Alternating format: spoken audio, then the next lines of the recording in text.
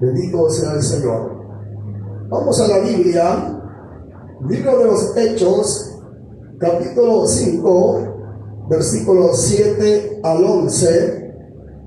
Leemos la palabra de Dios en el nombre del Padre y del Hijo y del Espíritu Santo.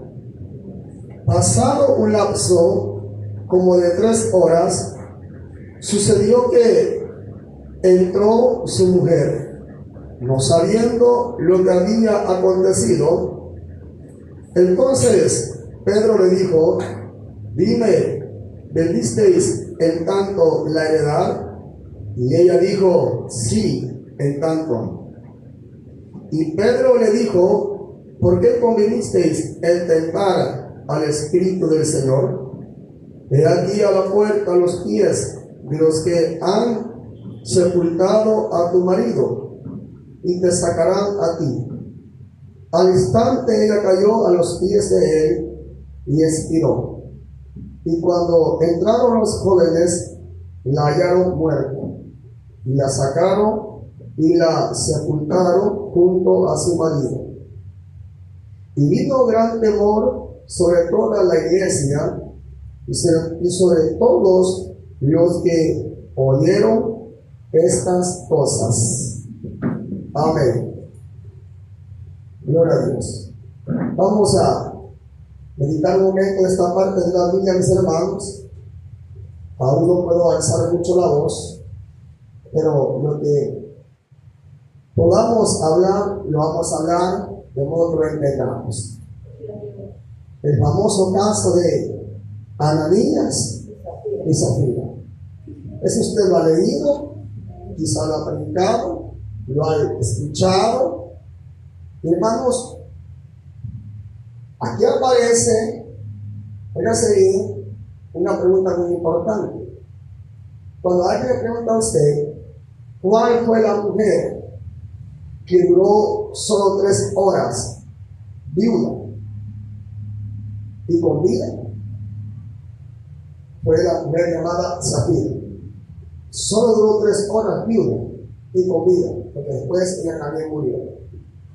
En este tiempo, hermanos, según nos enseña la Biblia, capítulo 4 de Hechos, versículo 36, dice ahí: entonces José, a quien los apóstoles pusieron por sobrenombre Bernabé, que traducido es hijo de consolación, levita natural de Chipre. 37. Como tenía una heredad, la vendió y trajo el precio y lo puso a los pies de los apóstoles. En ese tiempo, la iglesia, hermanos, estaba sufriendo persecución. La muerte de Jesús estaba todavía bastante palpable en el ambiente. La iglesia pasaba mucha necesidad en el sentido económico, pero los hermanos que amaban la obra y que estaban dispuestos a que la palabra continuara siendo predicada, vendían sus propiedades, nos enseña la Biblia, y todo el precio de lo que le daban por las propiedades se la ponían a los pies de los apóstoles. Y dice la palabra de Dios que ellos se la repartían conforme a la necesidad de cada uno. Amén, hermanos. Había tanta, hermano, prioridad por la palabra, por el evangelio, que los que podían ayudar, ayudaban económicamente. Viene el caso de Ananías y Zafira. ¿Oyeron eso ellos? Oyen eso, y dice acá el versículo 1 que ellos también tenían una heredad y la vendieron. Pero ¿cuál fue el problema de ellos? Sustrajeron, dice, del precio de la heredad, sabiendo, versículo 2, sabiéndolo también su mujer. ¿Estaban de acuerdo ellos? Digámosle a los apóstoles que le han convertido en $30,000, y que los $30,000 aquí están, pero era mentira. le habían dado $40,000. Un ejemplo, ¿verdad? Un ejemplo. Habían agarrado para ellos, ¿cuánto? $10,000. Pero el acuerdo estaba entre ellos dos. Decir que 30,000 les habían dado y aquí está todo para ustedes. Eso era una mentira. Porque hermano, realmente ya habían sustraído y querían aparentar que le habían dado todo para la obra, queriendo ser hermanos, como para que los apóstoles lo elogiaran, los halagaran y dijeran: bueno, yo bendiga a los esposos que le han dado todo para la obra. Pero a Dios nadie puede mentir. Dice el detalle que a veces creemos nosotros que a Dios le podemos fallar. Y me decía alguien a mí que Dios trató con su pueblo en el Antiguo Testamento de una forma bastante radical.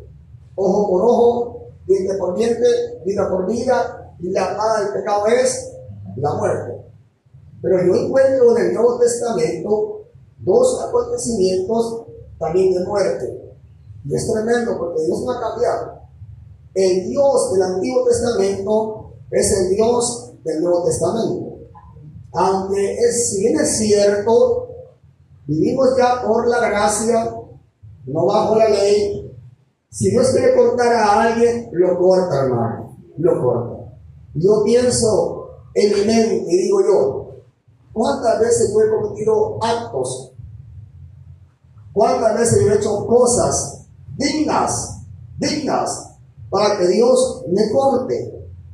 Me pongo yo a pensar: sí, las he cometido, las he hecho, pero ¿por qué Dios no me ha cortado? Porque Dios me da aún la vida. Porque, hermano, Dios me ama. Le ama a usted también. Y Él no quiere que ninguno perezca. Mira, alguien: yo no he cometido ningún acto para que Dios me corte. Bueno, eso usted lo puede decir. Quizá en su ignorancia, o quizá porque no ha hecho una profundidad de examen en su conciencia. Pero con solo el hecho de aborrecer a un hermano, de aborrecerle, nos convertimos en un homicida o en una homicida. ¿Quién es un homicida? El que mata a alguien, el que le quita la vida a alguien. Y cuando usted mira con ojos de desprecio a alguien, lo está matando. La está matando espiritualmente hablando. ¿Por qué? Porque eso enseña la palabra de Dios, y que ningún homicida tiene vida permanente en él. Entonces nosotros muchas veces hemos actuado mal delante de Dios y en algunas ocasiones ni cuenta nos hemos dado. Dios nos ayude y tenga de mí usted misericordia. Esta parejita estaba mal, porque ellos, hermanos, se cegaron por dinero, por la plata. Ahora Pedro recibe la revelación aún de la cantidad. No del versículo, hermano, versículo 3. Y dijo Pedro: Ananías, ¿por qué llenó Satanás tu corazón para que mintieses al Espíritu Santo y sustrajese del precio de la heredad, reteniéndola? ¿No se te quedaba a ti? Y vendida no estaba en tu poder. ¿Por qué pues pusiste en tu corazón? No has mentido a los hombres, sino a Dios. O sea, como te dice, la vendiste. Mejor hubieras hablado sinceramente: hermanos, he vendido mi heredad, mi terreno. Te puedo dar $10,000 para ustedes. Este es mi ofrenda. Sencillamente se hubiera evitado todo problema. Pero él quiso aparentar que lo estaba dando todo. Y ese no es el problema de la análisis. Ese fue su problema, porque en realidad no lo estaba dando todo. Eso, pero dice: vendida se te quedaba a ti, estaba en tu poder. Podías hacer con ello lo que tú quisieras. Ese es tu dinero. Pero falló porque quiso mentirle a Dios y no a los hombres. Ahora, él muere en ese momento Y dice en el versículo 7, ya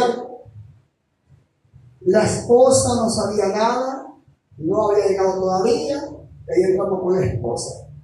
Pasado un lapso como de 3 horas, sucedió que entró su mujer, no sabiendo lo que había acontecido.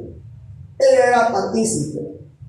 Aquí hay mucho que hablar con respecto al matrimonio. Cuando el hombre, el esposo, está actuando mal, tiene la esposa todo el derecho ¿de qué? De corregirle, de reprenderle, de exhortarle. ¿Por qué? Porque lo ama. Viceversa, cuando la esposa está actuando mal, tiene el esposo todo el deber de reprenderla, de exhortarla, porque la ama y no quiere que su alma se vaya a perder.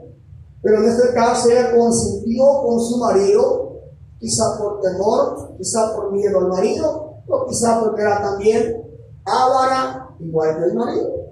Y al final los dos fallaron. Versículo 8. Entonces Pedro le dijo, dime, ¿vendiste en tanto la heredad? Y ella dijo, sí, en tanto. Salíme preso. Confirmó lo mismo que el marido había hablado. 9. Y Pedro le dijo, ¿por qué convinisteis en tentar al Espíritu del Señor? Y aquí a la puerta los pies de los que han sepultado a tu marido y te sacarán a ti.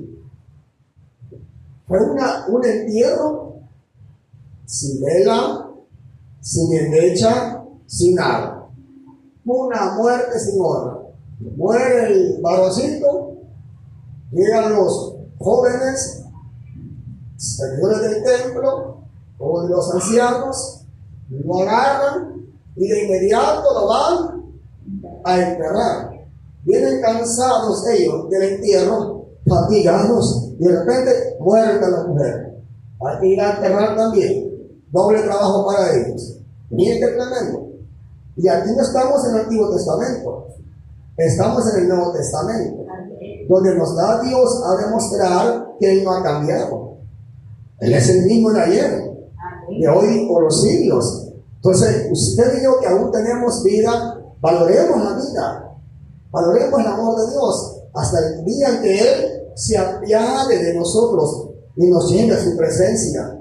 Porque se viaje si hay que hacerlo, tarde o temprano, pero que sea en una forma honrosa para usted y también para mí. Bendito sea Dios. Al final dice acá el versículo número 10, al instante ella cayó a los pies de él y expiró. Y cuando entraron, los jóvenes la hallaron muerta y la sacaron y la sepultaron junto a su marido. El fin de la historia de Dios. Y quedó como ejemplo para usted y para mí. 11. Y vino gran temor sobre toda la iglesia y sobre todos los que oyeron estas cosas. Vino gran temor. ¿Por qué? Porque, hermano, Dios no estaba jugando. Vale más ser sinceros con Dios. Cuando usted es sincero, es sincera con Dios, Dios se puede mover a misericordia y le puede perdonar. Pero cuando usted quiere engañar a Dios, yo quiero engañar a Dios, ahí estamos fracasados. Dios le bendiga a todos, oramos al Señor.